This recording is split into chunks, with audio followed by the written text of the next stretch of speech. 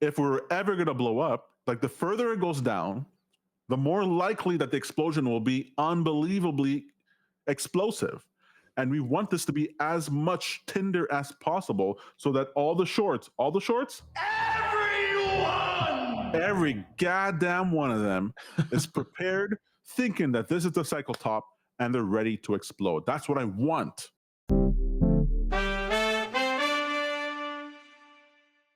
I know you've been talking about the 113 level for quite a while.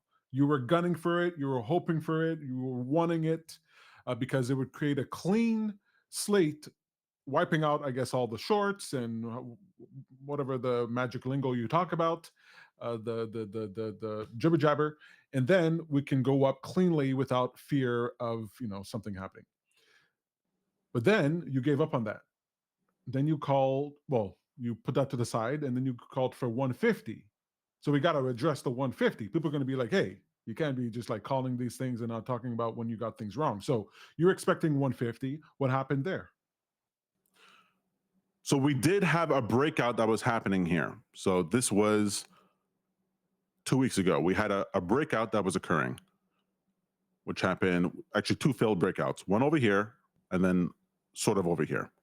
And what was going on was that the shorts were being liquidated. And there was a high likelihood that we would break up from 150 for above 123 then to 150. You saw that looking at the liquidation map. That's what you were showing us last time. Well, let's just be clear.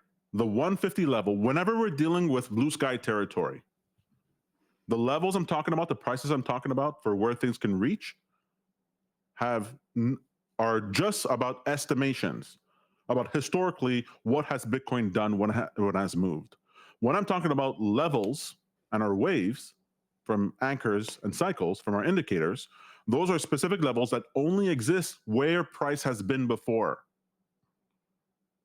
right?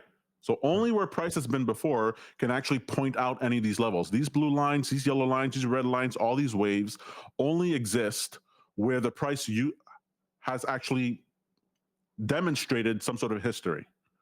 When we're talking about moving above these levels into blue sky territory, all we're doing is talking about trend lines. And there's a reason why I don't have any indicators inside of a library that reliably plot trend lines. In fact, I don't know any systems that reliably plot trend lines because they're incredibly difficult to do. The reason why they're difficult to do is that there is no human psychology behavior in those levels, not anything deep.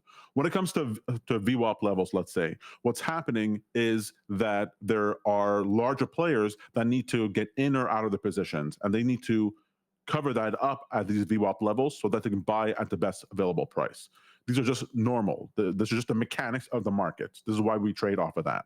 So if we know it's going to rain, well, then you can go out and collect water. You're not worried about it. It's raining right now. You're not wondering if you could be able to collect water. You know you can do it. How much it'll rain and how long it'll last and quality of the rain, all that will change. But if it's raining, that's what those levels are like. When you get into blue sky territories, you don't know how things will move. And the trend lines, what the trend lines are in a multidimensional sense, is that there are these, I think of it, if you think of a river flowing down and there's wood floating in the river, there's these wood levels that are there or banks or things that you can't see that are hard that the price is bumping against. And you cannot tell the shape of that, how big, how thick, how deep, how fragile it is until you clear it. Then you get the shape of it. So at those levels, when I'm talking about blue sky levels, I'm given estimations as to where I think my trend lines are crossing and where things might go historically. Is that clear? Yeah, that makes sense. So the 150 that I was calling for was just an estimation as the maximum price or one of the maximum levels that I thought Bitcoin could go to. Now, the timing of it, the reason I thought it would happen then is that there's only a certain amount of time that we have in the market, and it has to do with how players are positioned and where we are in the calendar year. 4 times during the year, we have higher likelihood of bad things happening, volatile events happening, right? That's March, June, September, and December. These are the 4 times of the year where you have options expiry, low volatility is low supplied. There is usually increase of volume, and events can get exacerbated because of gamma moves. And usually this happens in September or March. That's why crashes usually happen either in September or March, because people are on vacation in the summer and in the December holiday season. So I was thinking to myself, well, if we're going to get up to new all-time highs, it would have to be, generally speaking, before September. That would be my guess, before September, October, any potential volatility or crash. And so that's why I was thinking to myself, hey, this is where the break seems to be happening, and it would make sense if the price moved here. The chart would make total sense. But these are all estimations. But the thing is, Sacred Prophet is always right when he's getting liquidity information from the Lord of Liquidity. Tom Hartman, hey, he's human just like the rest of you muggles. I guess it's wrong sometimes. Michael in the chat says, yo, hope you guys are doing well. Hope you're doing well too, Michael. Thanks for being here. Thanks for watching. Appreciate it. One thing I was actually nervous by, not nervous, but we needed the tinder of the shorts in order to move up, right? We were getting a little bit of traction. We crossed 1 billion liquidity leverage level for some of the longs, and that was okay. But I mean, I'm looking for a cycle talk. I'm looking for longs to be 10 times more, 20 times more than the shorts, and we're not getting that. We have not gotten that. We weren't even close to that. We weren't even close to equal. And so we did have shorts, like 7 billion shorts or whatever, and that actually increased to like 10, 12 billion during the week. And now we're even up to 17 billion versus 500 million. That means we're like 34 times more short than long, right?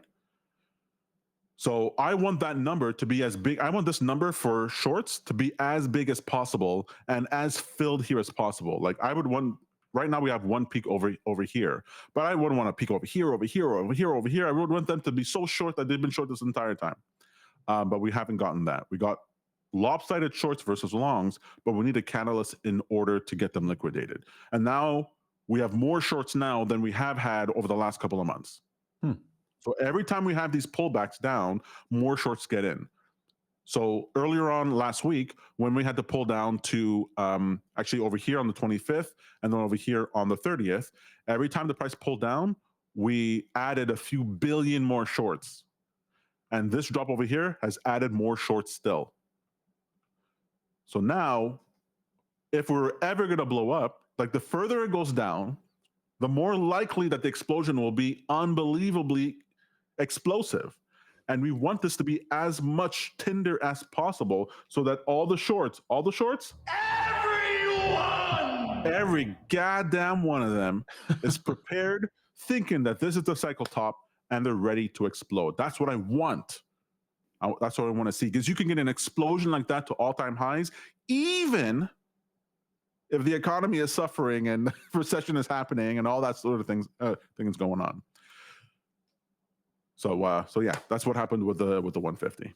Guys, I'm here to help you make money and enjoy yourself doing it. And for that, I need your help. Click like and subscribe in order to help this channel, and share it with anybody else that you would like to see prosper. If you hate your family and friends, don't share it. But if you love them, share it. I'm going to put that on the t-shirt. Yeah, please do.